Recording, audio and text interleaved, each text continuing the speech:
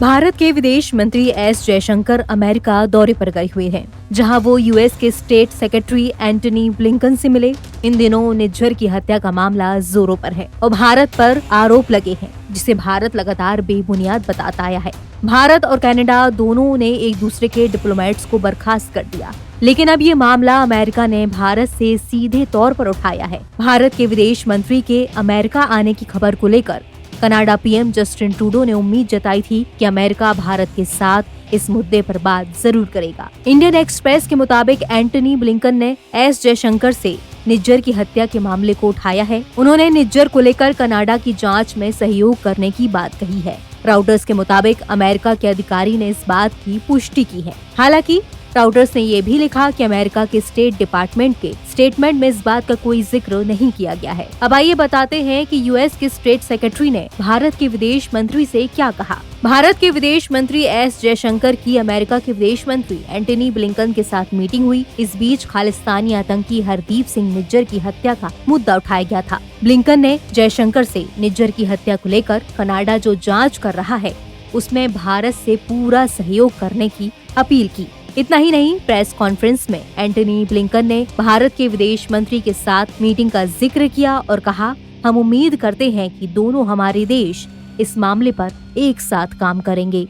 By Canada, by Prime Minister Trudeau, we have been in close contact with Canada about that, and at the same time we have engaged with the Indian government and urged them to work with Canada on an investigation.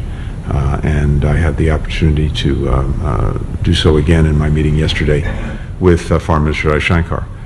Those responsible need to be held accountable, and we hope that our friends in both Canada and India will work together to resolve this matter. जिसके बाद Washington में एक press conference के दौरान जयशंकर ने कहा कि मैंने देखा है कि अमेरिकियों ने क्या कहा है। आशा है कि अमेरिका के लोगों ने भी देखा है कि मैंने क्या कहा है। हम दोनों ही देशों ने इस मामले को लेकर अपने विचार रख दिए हैं। उन्होंने कहा कि ये जो घटना है इसे हिंसा अलगाववाद से अलग करके नहीं देखना चाहिए। इससे कहीं बड़ा मुद्दा वो छूट है जो हिंसा और इस अलगाववाद को लेकर कनाडा में है। जयशंकर ने अभिव्यक्ति की आजादी को समझाया। उन्होंने कहा कि भारत को अभिव्यक्ति की आजादी किसी और से सीखने की जरूरत नहीं है।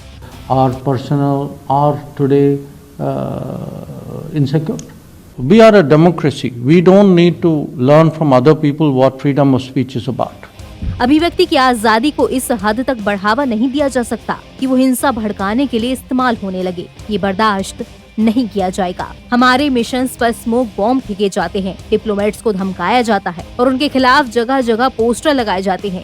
क्या ये आम बात है? अगर ये दूसरे देश के साथ होता तब भी कैसे इतना ही सामान्य माना जाता? Just think about it.